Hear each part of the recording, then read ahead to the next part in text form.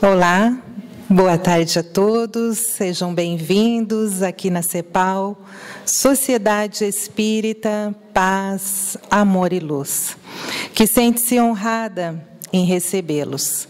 Passaremos momentos bem agradáveis à luz da nossa doutrina, a doutrina espírita. O nosso expositor da tarde e noite já se encontra aqui, é o nosso amigo, irmão espírita, professor Alberto Gerardo Garcia, que está vinculado à CEPAL e à URI 10ª Região. Ele abordará um tema muito importante para nós, como já estamos vendo aqui no seu primeiro slide. Experiências reencarnatórias, o amparo do amor divino. A mensagem inicial de hoje vem da obra Renova-se, pelas mãos abençoadas de Divaldo Pereira Franco, pelo espírito Marco Prisco. Tem também na nossa livraria, para quem quiser levar. Lição 27, Destino e Fatalidade. Acentua-se que o destino é a força ciclópica a dirigir todas as vidas, ocorrências inditosas, aflições superlativas, insucessos contínuos, desaires, são denunciados como os filhos do destino ingrato. Apegando-se a esse fator tradicional, não poucas vítimas deixam-se arrastar incólumes na direção dos desastres perfeitamente evitáveis. Na tradição do pensamento pessimista, a infelicidade seria parte inexorável do destino, que elege uns em detrimento dos outros, aos quais abençoa com a plenitude, facilita as conquistas brilhantes, premia com as alegrias incessantes. Lê do engano. Existe, sim, uma fatalidade para todas as vidas, que é a autoiluminação, que é a conquista do reino de Deus, que está dentro de nós. Você renasceu na Terra para triunfar sobre as heranças perturbadoras do período primário. Você enfrenta dificuldades por havê-las semeado antes. Você desfruta de bênçãos, a fim de fortalecer-se para as lutas de autossuperação. Você padece dolorosas injunções familiares e sociais, porque a forja das transformações trabalha os metais do ser, amoldando-o para a construção da grei universal. Você jornadeia em solidão para treinar desenvolvimento íntimo dos valores da solidariedade. Você contorce-se nas aflições e nas deficiências para recuperar-se do uso infeliz das faculdades nobres que destroçou. Você chora enquanto outros sorriem, esquecendo-se do amigo que mais verteu pranto do que alegrias quando esteve aqui na terra. Você queixa-se de escassez porque desconhece o tormento da abundância nos que vivem o vazio existencial. Você lamenta as incompreensões que lhe seguem no encalço porque vive encarcerado no seu próprio egoísmo. Você anela pelas formosas concessões e esquece as dádivas naturais da vida que outros não fruem: a visão, a audição, o tato, o olfato, o paladar, a sensibilidade, desconsiderando as 1000 glórias da natureza à sua disposição. Então, saia da rocha da autocompaixão e sorria, sorria mais, participando do festival do tempo que ainda te dispõe. Você está fadado à conquista do universo. Ninguém alcança o platô da montanha sem vencer o vale e as anfractuosidades da rocha na sua ascensão. Nunca ouvide que você se encontra amparado por Deus. Aproveite, então, cada momento da tua existência e trabalhe pela conquista da sua fatalidade, que é a harmonia plena. Belíssima mensagem, é a lição 27, para quem quiser aprofundar mais o assunto.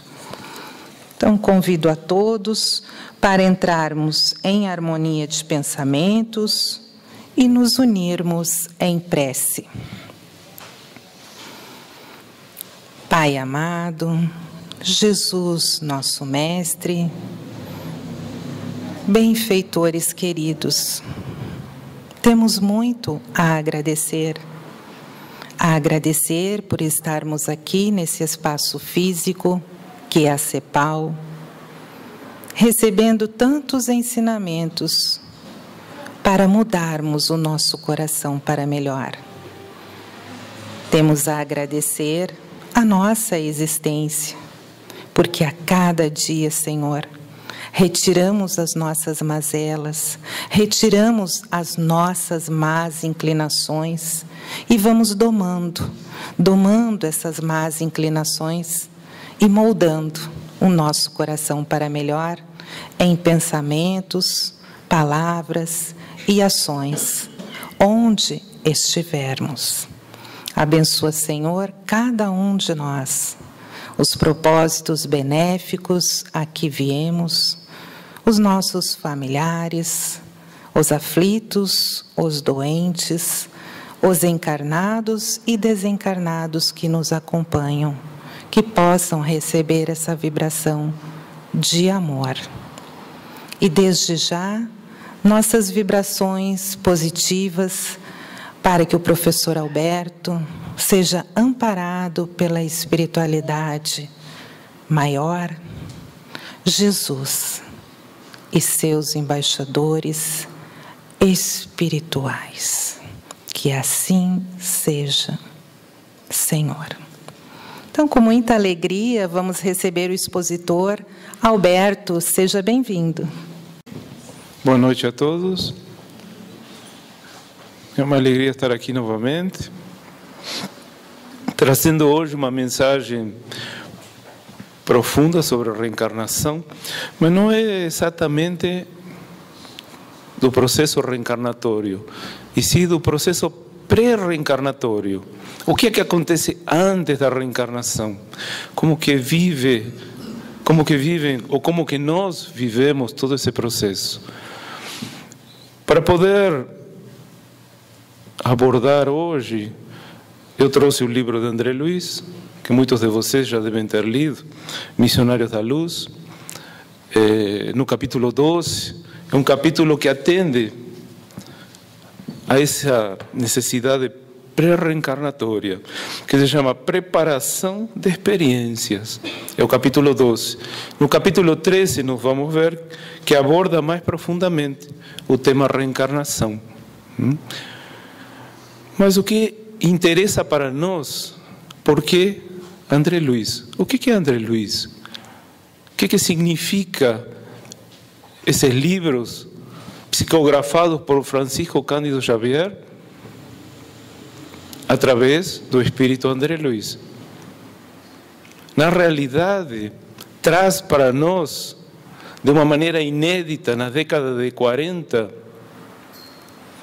uma mensagem direta da continuidade da vida, da imortalidade da alma, mas principalmente que nós viemos de algum lugar, e ele mostra para nós esse lugar, da onde que nós viemos, e faz uma relação direta com o sentimento que nós temos dentro, para identificar da onde que nós viemos mesmo. Porque nós vamos sentir no nosso íntimo aonde que nós estivemos, antes de reencarnar. e fazendo um trabalho detalhado da vida espiritual, ele nos mostra de forma clara, nos seus livros todos, como que todo esse mundo espiritual se processa. De forma inédita. Claro que André Luiz está amparado por espíritos muito elevados. Não parte só dele. E esses livros que ele traz têm um conteúdo atemporal. Eles não têm tempo, não têm espaço. Pode acontecer essas situações na década de 40, como aconteceram, ou pode acontecer daqui a 30, 50, 100 anos. Porque são atemporais. Mesmo se André Luiz se chamasse Pedro Augusto, ou Luiz Henrique, ou Pedro Miguel, não faria diferença nenhuma. Se trocássemos o nome de todos os que participam dos seus livros, de todos os relatos, também não mudaria nada. Porque o conteúdo que ele tem é o que interessa para nós. O embasamento teórico é inédito. Até naquele tempo, o mundo espiritual era visto como algo simbólico ou metafórico, sem grandes detalhamentos, sem grandes aprofundamentos, às vezes com algum detalhamento a mais, que chegava em alguma bibliografia espiritualista, mas com pontas soltas, sem a clareza que André Luiz traz para nós.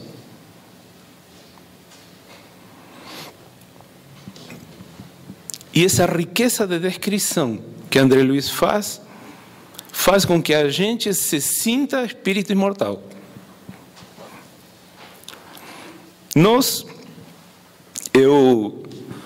No início das leituras espíritas, há muitos anos atrás, comecei com a codificação, senti essa imortalidade, mas o aconchego da bibliografia de André Luiz é muito intimista. Ele toca, sensibiliza nossas fibras mais íntimas da alma. Com respeito à imortalidade, Pascal já falava para nós. A imortalidade, disse Pascal, teólogo matemático de 1600, e lá vai, 1620, 1640, importa-nos de tal forma e tão profundamente nos toca que é preciso ter perdido todo o senso para ficar indiferente a seu conhecimento. Isso aqui está no livro Reencarnação de Gabriel Delane.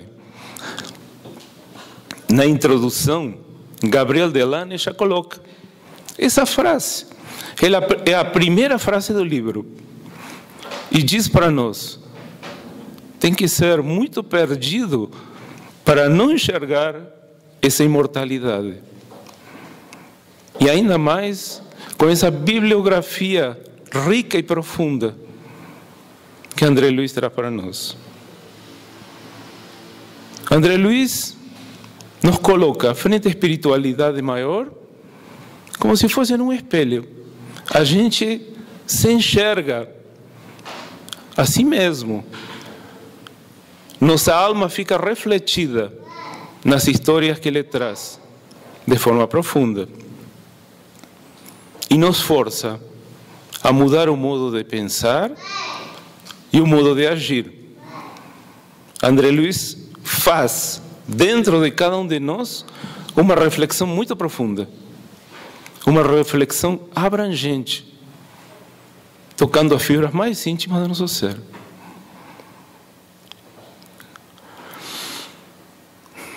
E o recado do primeiro livro de André Luiz, No Solar, que vocês devem ter lido, é a imortalidade.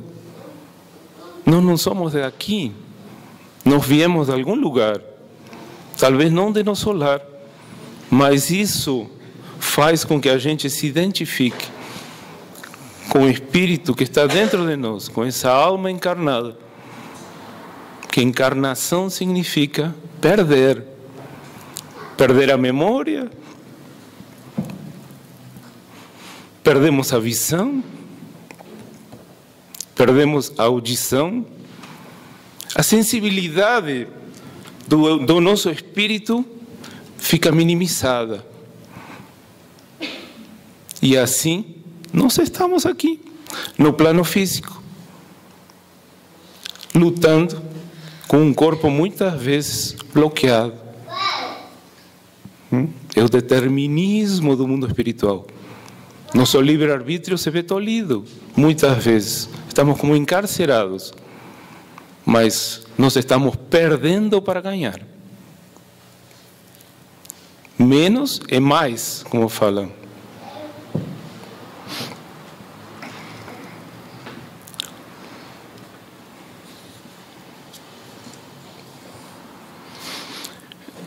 A leitura do capítulo, eu vou ler alguns trechos textualmente, porque realmente não tem como abordar a conversa do Alexandre, que é o mentor.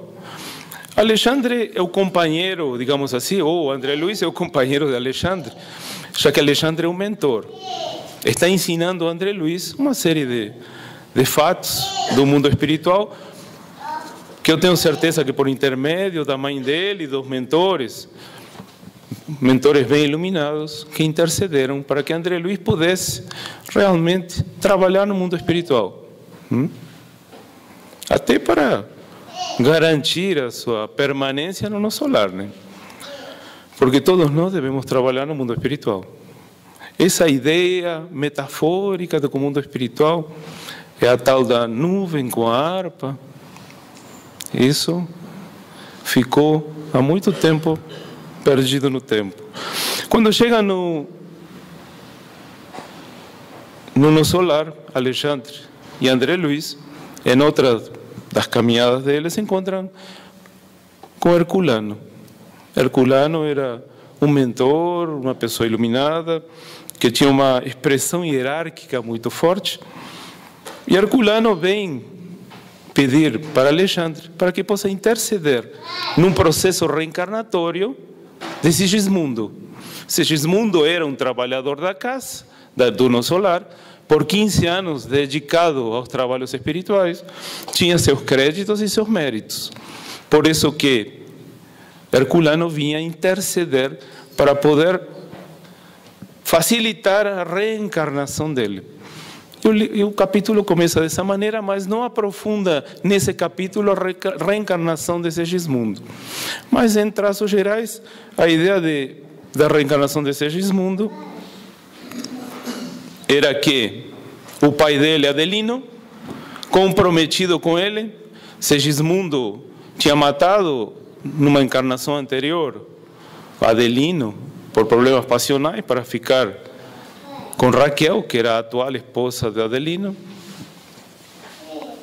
e se vê comprometido com um assassinato numa encarnação anterior. Ele faz muitos esforços, sofre durante 100 anos, e os últimos 15 passa trabalhando no solar, é acolhido, trabalha no solar, e tem créditos suficientes para poder interceder. Adelino se compromete a receber Sigismundo como seu algoz do passado, mas na hora de ter o filho não quer saber. Na hora de ter o filho diz, não quero, estou com medo, não quero, e bloqueou. A vibração no lar ficou péssima para receber um novo reencarnante. Então Herculano, como Alexandre era amigo de Sigismundo naquela encarnação, pede para o Alexandre interferir para poder realmente auxiliar nesse processo reencarnatório. E Alexandre te faz uma pergunta que me parece apropriada. Eles são diretos. E pergunta para Herculano, qual é a sua atitude dominante? Ele vai direto no ponto. Qual é a sua atitude dominante? Explica para mim o que está acontecendo. Não diz assim, será que ele está com problemas emocionais? Será que... Não, qual é a sua atitude dominante? Herculano, mensageiro que nos visitava, informou com fraternal interesse. A princípio animava-se da melhor esperança. Está falando de Sigismundo. Agora, porém, que o rival antigo, Adelino, o que será pai dele, antigo rival, lhe oferece pensamentos de ódio e ciúme, olvidando compromissos assumidos em nossa esfera de ação, sente-se novamente desventurado e sem forças para reparar o mal. De outras vezes, enche-se-lhe de tristeza, de profunda revolta, e nesse estado negativo sustrai-se a nossa cooperação eficiente. Não poderá você ajudar-nos nesse difícil processo de reencarnação? Pedem para Alexandre, claro que Alexandre aceita, e André Luiz fica todo animado, pedindo para o Alexandre para poder participar de todo esse processo, que ia ser um processo educativo muito profundo e que está transmitindo para nós. O desdobramento de todo esse processo, como eu falei, aparece no próximo capítulo. Aqui dá só alguns traços. O que tem esse capítulo são processos muito profundos, reencarnatórios. Notável para mim, solicitação de hoje, fala André Luiz. Longe estava de pensar no mundo, na multiplicidade de tarefas atribuídas aos benfeitores e missionários desencarnados. A extensão do serviço em nosso campo de ação assombraria qualquer mortal. Se refere à interferência do mundo espiritual superior. Em nosso mundo, em nosso campo, no campo físico, é muito abrangente. A gente acha que não, mas é muito abrangente. A gente às vezes não vê, não sente, mas eles estão atuando e não perdem um segundo de ficar em cima de nós, cuidando, amparando, protegendo. E Alexandre diz, sem dúvida, respondeu o mentor atencioso, os trabalhos se desdobram em todas as direções. O pedido de Herculano vem focalizar um dos mais importantes problemas da felicidade humana, o da aproximação fraternal, do perdão recíproco, da semeadura do amor, através da lei reencarnacionista. Vamos lá. Aproximação fraternal, perdão recíproco, semeadura do amor. São três fatores energéticos que são movimentados no processo reencarnatório. E são muito importantes. E Alexandre coloca como uma síntese muito forte e muito profunda. E conta o drama de Segismundo, que numa encarnação anterior, Segismundo se apaixonou pela Raquel, mulher do Adelino, termina conquistando ela, mata o Adelino, fica com ela e ela termina no prostíbulo porque termina abandonando. Então é todo um drama. Uma trilogia ali amorosa, dramática, dolorosa, muito sofrida. Há 100 anos atrás tinha acontecido. 100 anos venho lutando por esse erro que ele cometeu. São 100 anos no mundo espiritual inferior, no umbral, em colônias inferiores, padecendo, sofrendo, até que chega um espírito bondoso, acolhe, tira ele daquela lama e coloca ele no trabalho iluminativo. 100 anos nesse processo. E Alexandre tinha reencarnado com ele 100 anos atrás e vivenciado tudo isso aí. Por isso que ele sabia muito bem o que estava acontecendo. E a negativa de Adelino, ele se compromete antes de reencarnar. Tudo bem, está tudo legal, se abraça todo mundo, estamos tudo pronto, vamos lá. Adelino foi primeiro, a esposa foi depois. Agora chega a vez de Segismundo. Ah, eu não quero. Agora arrepiou o negócio. Quando a gente está dentro da carne, a coisa fica suada, fica difícil. Aqueles compromissos do mundo espiritual, por isso que a gente conversa assim, a boca pequena muitas vezes, mas você prometeu isso antes de reencarnar. Já não viram isso? Olha que você se comprometeu antes de reencarnar. A gente fala para o outro, a gente ouve também, porque falam para nós, e realmente é assim. E diz assim, mas como acontece quase sempre, os heróis na promessa fraquejam na realização, porque se apegam muito mais aos próprios desejos que à compreensão da vontade divina. Isso que acontece com todos nós. Se a gente abrir o coração para sentir a vontade de Deus, para guiar a nossa vida, a gente não tinha problema nenhum. As doenças que estão programadas desaparecem. Pelo menos a maioria. Se tiver alguma kármica mais complexa, não. Mas a maioria das doenças desaparece. As doenças oportunistas nem chegam perto. E o processo do transcurso, a caminhada no plano físico se torna muito mais leve, muito mais tranquila, quando a gente segue a vontade de Deus mesmo.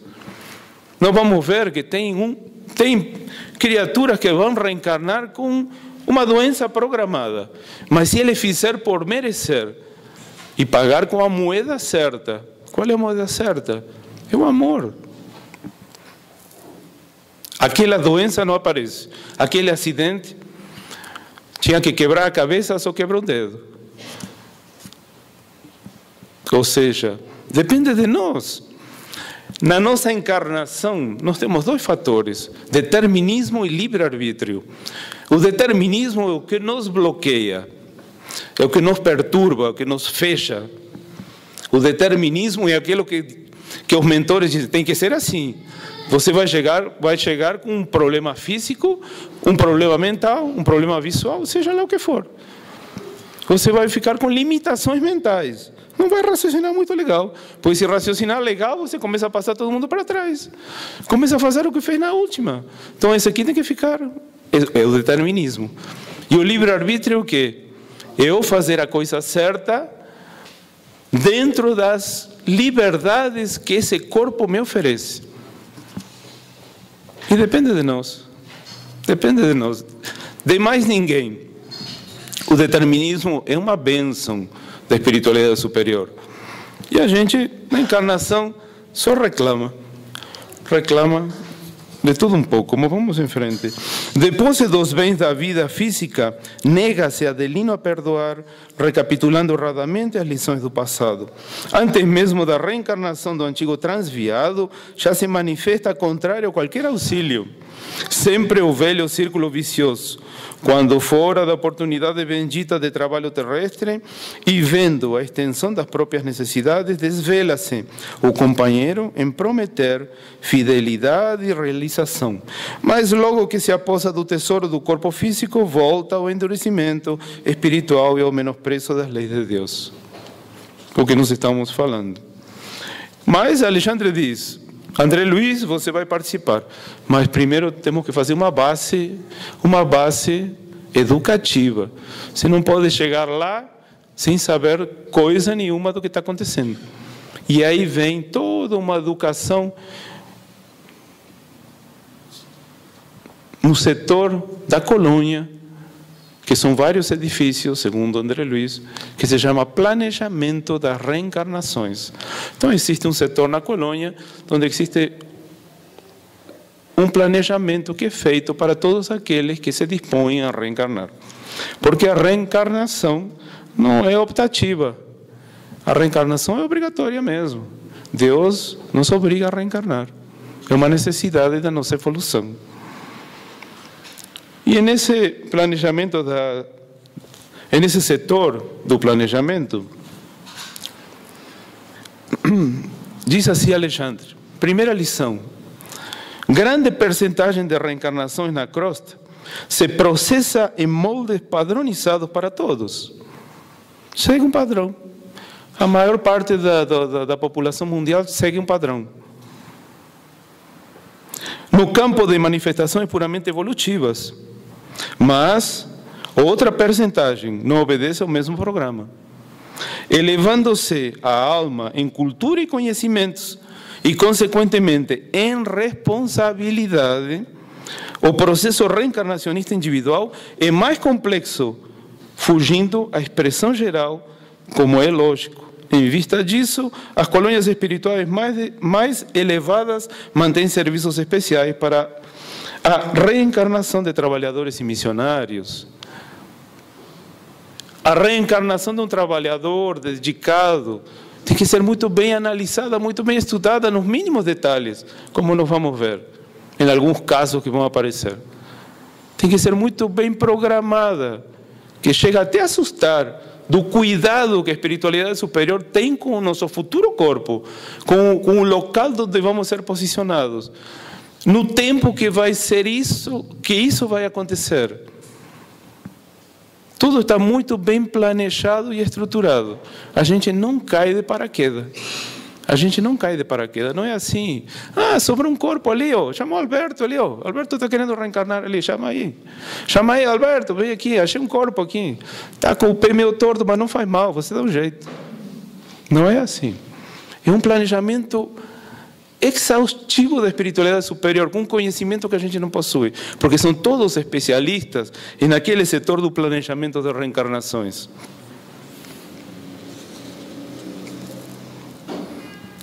Quando me refiro a trabalhadores, falo dos companheiros não completamente bons e redimidos, mas daqueles que apresentam a maior soma de qualidades superiores a caminho da vitória plena sobre as condições e manifestações grosseiras da vida. Ele explica que são os trabalhadores, são aqueles que têm condições realmente mais lúcidas de poder levar em frente a encarnação. O problema da queda é também uma questão de aprendizado, e o mal indica a posição de evolução. Confere-nos poder, mas gastamos muito tempo aprendendo a utilizar esse poder harmonicamente. E o que acontece? A gente chega na encarnação, fica ciscando metade da encarnação para depois poder focar essa energia dinâmica que nós temos dentro, esse conhecimento que nós adquirimos no mundo espiritual. Por aí passam 30, 40, 50 anos. Às vezes em dúvida, às vezes ouvindo mais os obsessores do que a mensagem dos mentores que chegam para nós. E como diz aqui, gastamos muito tempo aprendendo a utilizar esse poder harmonicamente. A racionalidade oferece campo seguro a todos nós, trabalhadores da Terra. Nos demoramos séculos no serviço da iluminação íntima, porque não basta adquirir ideias e possibilidades. É preciso ser responsável e nem é justo tenhamos tão somente a informação do raciocínio, mas também a luz do amor. Temos que equilibrar o raciocínio, a lucidez racional, com o amor que tem que se despertar dentro de nós.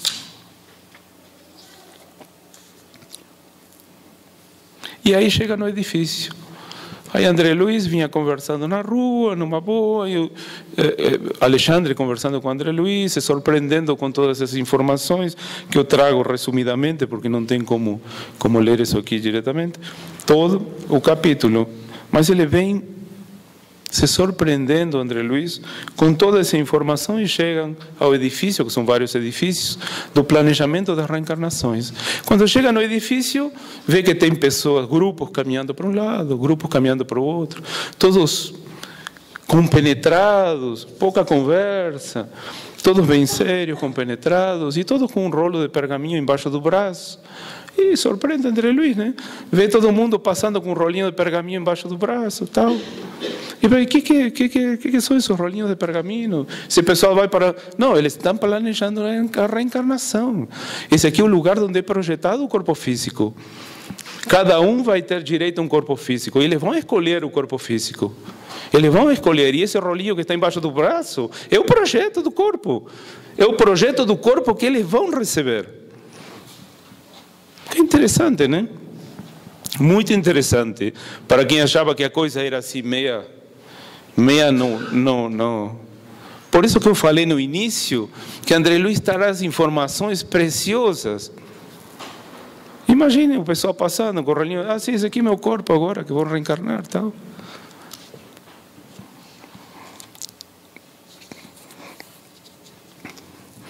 As entidades sobre nossos olhos são trabalhadores de nossa esfera, interessados em reencarnações próximas, diz Alexandre.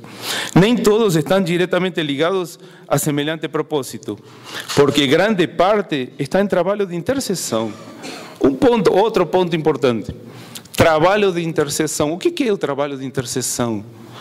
E continua falando, obtendo favores dessa natureza para amigos íntimos. Então, tem gente que está programando o corpo de um filho que ficou no umbral, de um filho que ficou numa colônia inferior, que sabe que vai ser resgatado. Essa mãe se oferece para reencarnar primeiro, para chamar o filho depois. Mas é a mãe que tem lucidez e equilíbrio que vai programar o corpo do filho, junto com os mentores, para saber o que é melhor. Então, alguns andam com 2, 3 pergaminhos, o dela, o de um filho, outro filho, programando em um trabalho verdadeiramente de intercessão. Esses amores intercedem por aqueles que estão na escuridão, como a mãe de André Luiz fez, contado no livro Nosso Lar, que intercedeu pelo pai e as duas amantes para poder reencarnar. Ela fez o mesmo processo. Ela também deveria ter o rolinho de pergaminho com o corpo do marido, do futuro marido, e das duas amantes que seriam suas filhas. para tentar tirar os 3 de colônias inferiores. Porque o marido já estava em uma situação em que já ia descer para uma colônia mais inferior ainda. E o processo de resgate seria muito mais difícil, porque a energia seria muito mais densa e profunda, a energia negativa. Então ele aproveita a oportunidade, o ensejo, para poder reencarnar com eles novamente. E fala para André Luiz no livro No Solar, não sei se vocês se lembram: meu filho, não permita que eu esqueça do meu comprometimento com o meu futuro marido e com as 2 filhas. Não permita que eu esqueça. Chega lá, André Luiz não fala se foi, mas com certeza foi lá. A mãe deve ser uma médium, e foi lá para alertar do compromisso sério que ela está tendo. Os rolos brancos que conduzem são pequenos mapas de formas orgânicas, elaborados por orientadores de nosso plano, especializados em conhecimentos biológicos de existência terrena, conforme o grau de adiantamento do futuro reencarnante e de acordo com o serviço que lhe é designado no corpo carnal, é necessário estabelecer planos adequados aos fins essenciais. Então, cada um vai ter um corpo, conforme a necessidade. Nós temos vários casos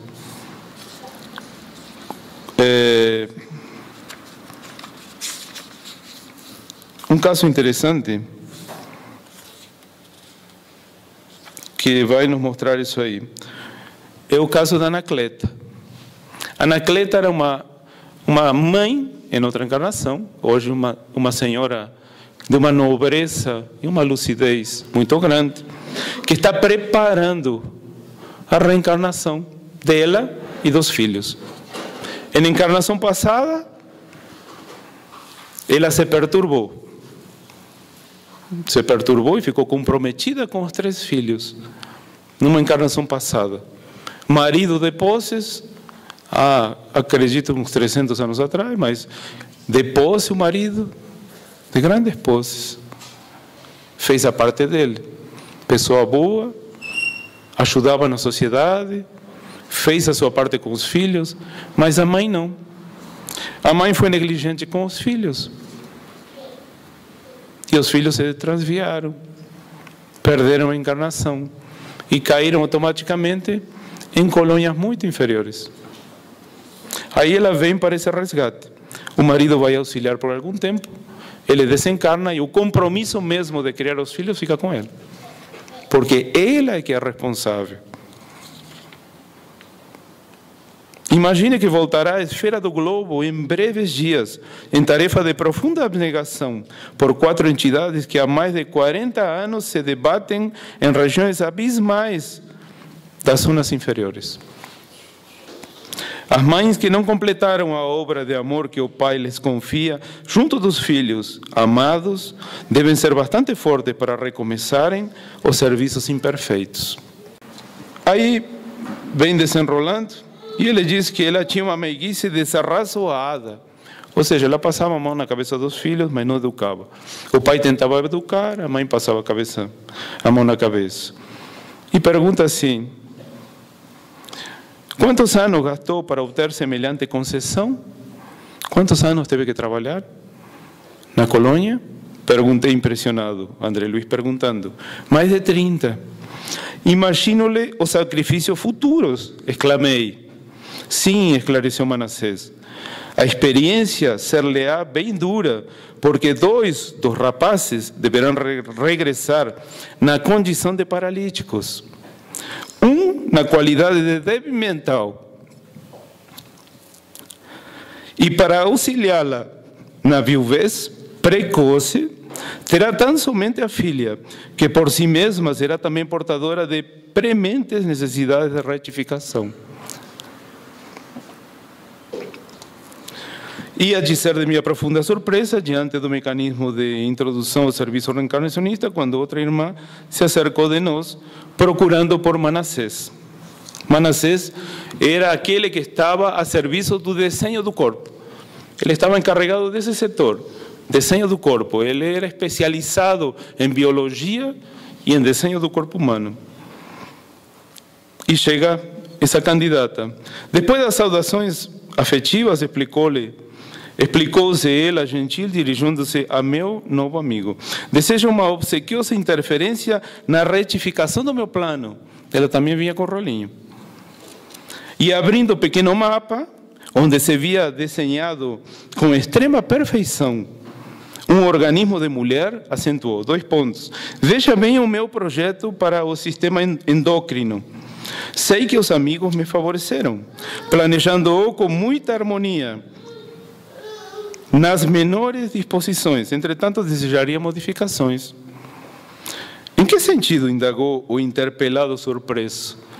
Imagina que chega lá: oi, tudo bem, trouxe meu projeto aqui e tal, eu quero mexer aqui.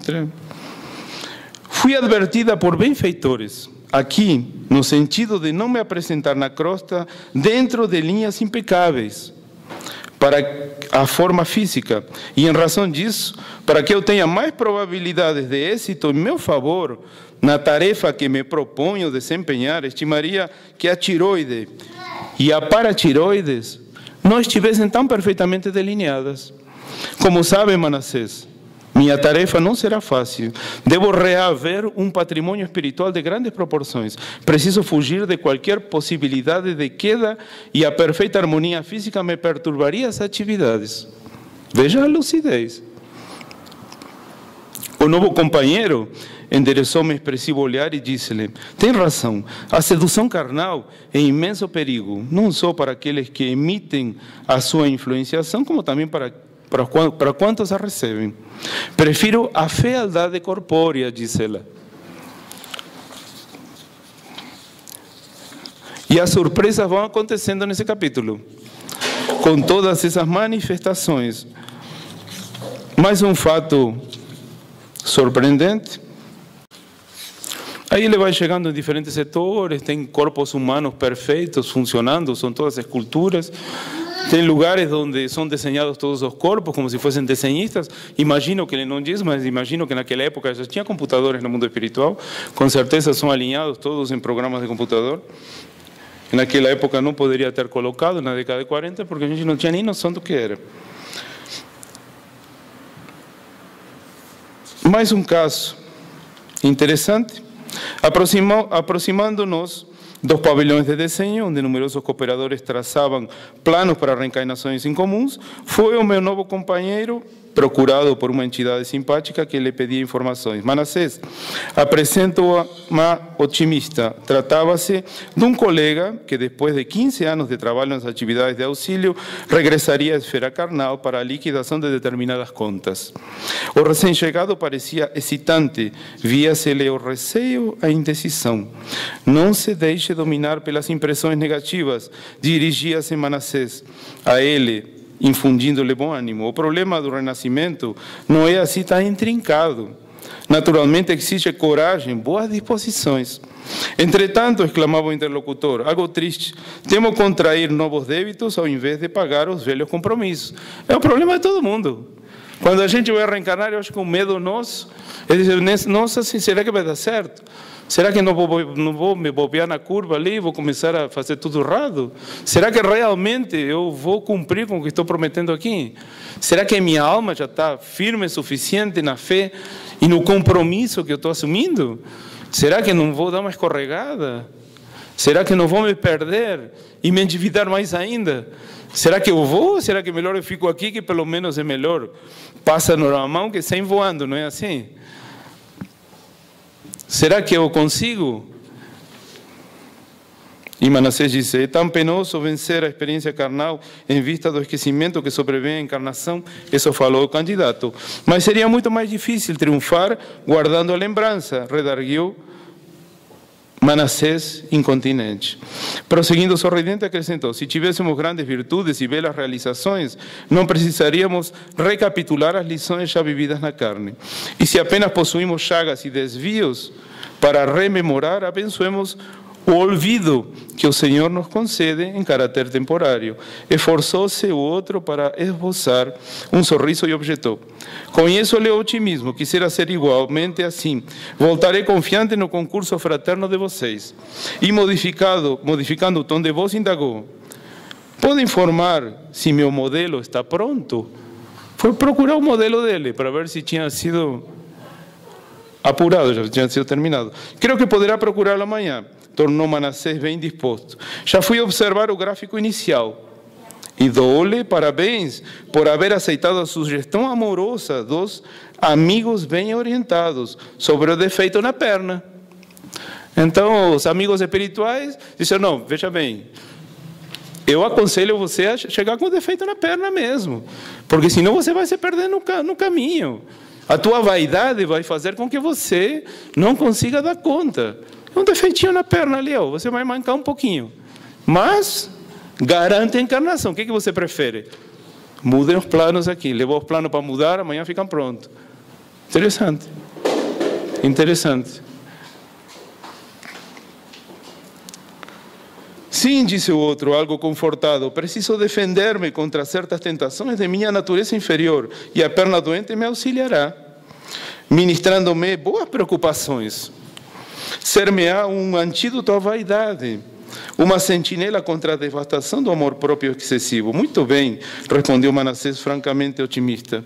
E pode informar-me ainda a média de tempo conferida a minha forma física futura? Interessante. Não só dá um plano, como diz, olha, com esse corpo aqui, você pelo menos vai viver, como diz aqui, 70 anos.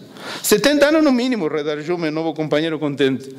Não, com esse projeto aqui, você 70 anos está na boa, e não volte antes. Ainda Manassés disse, não volte antes. Por favor, não estrague o corpo antes. Porque se estragar o corpo antes, também tem que voltar para cumprir o que falta. Aí são essas crianças que voltam para o mundo espiritual antecipadamente.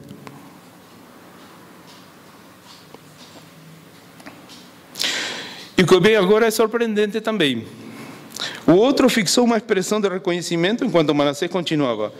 Pondere a graça recebida a Silvério, se chamava Silvério, que apareceu o nome, e depois de tomar-lhe a posse no plano físico, não volte aqui antes dos 70.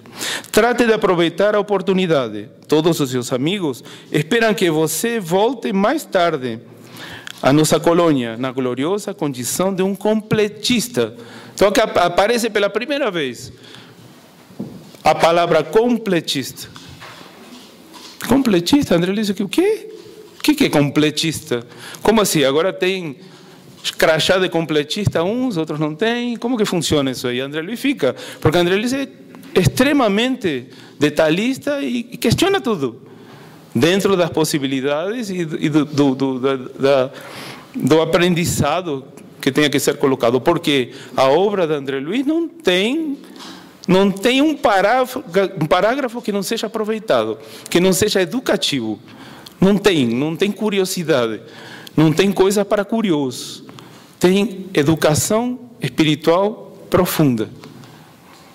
E diz assim, Manassés, o interpelado mostrou um raio de esperança, as últimas observações de Manassés acenderam-me curiosidade mais forte. Ele sorriu complacente e retrucou bem-humorado. É o título que designa os raros irmãos que aproveitaram todas as possibilidades construtivas que o corpo terrestre lhes oferecia. Em geral, quase todos nós, em regressando à esfera carnal, perdemos oportunidades muito importantes no desperdício das forças fisiológicas. Perambulamos por lá fazendo alguma coisa de útil para nós e para outrem, mas por vezes desprezamos 50%, 60%, 70% e frequentemente até mais de nossas possibilidades. Em muitas ocasiões, prevalece ainda contra nós o agravante de termos movimentado as energias sagradas da vida em atividades inferiores, que degradam a inteligência e embrutecem o coração. Aqueles, porém, que mobilizam a máquina física a maneira de operário fidelíssimo, ou seja, segue a vontade de Deus. Deus buzina no nosso ouvido. Não tem ninguém que não consiga escutar a nossa consciência, que Deus fala pela nossa consciência. Conquistam direitos muito expressivos em nossos planos. O completista, na qualidade de trabalhador leal e produtivo, pode escolher à vontade o corpo futuro. Quando lhe apraz o regresso à crosta em missões de amor e iluminação, ou recebe veículo enobrecido para o prosseguimento de suas tarefas a caminho de círculos mais elevados de trabalho. Interessante que André Luiz já fica antenado e diz assim, tem algum completista por aqui? Como que é? Quando é para reencarnar, eles pedem o quê? Porque o corpo pode ser perfeito de um completista. Pedem o quê? Normalmente eles pedem para ser feio. Porque o que interessa para eles não é o corpo, mas o corpo tem que ser firme e forte para aguentar o tranco. Bem assim fala Manassés.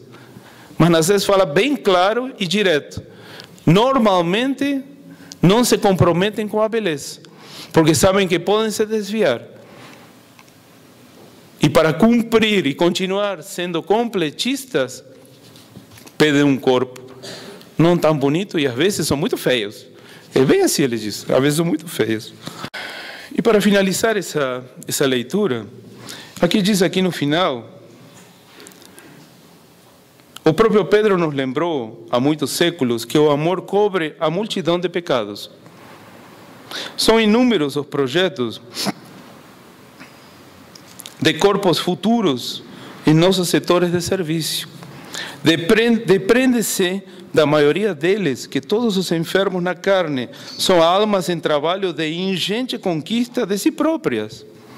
Ninguém trai a vontade de Deus nos processos evolutivos sem graves tarefas de reparação, e todos os que tentam enganar a natureza, quadro legítimo das leis divinas, acabam por enganar a si mesmos. Quando eu estava lendo isso aqui, eu me lembrava do Big Brother. No Big Brother, a gente está assistindo na TV e eles que estão lá esquecem que estão sendo olhados, que estão sendo vistos. A mesma coisa acontece com a gente. A espiritualidade superior não perde um passo em nós. Tudo fica gravado. Eles estão olhando, acompanhando nossas conversas. A diferença é que são muito discretos.